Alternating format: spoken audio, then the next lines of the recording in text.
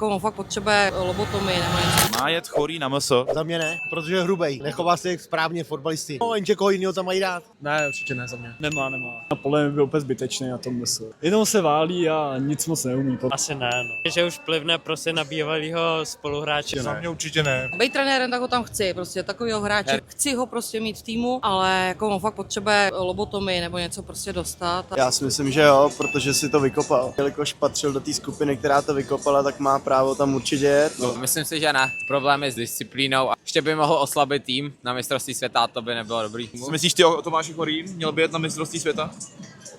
Neměl, jo? Rozhodně ne. Myslím si, že herní přínos pro tým má, ale jeho disciplína je na bodu mrazu.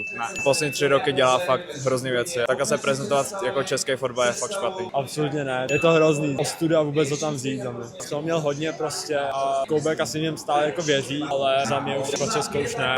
Ne. Chorej prostě, ten člověk je chorej, už když hrál u nás v Plzni, tak to byl úplně idiot.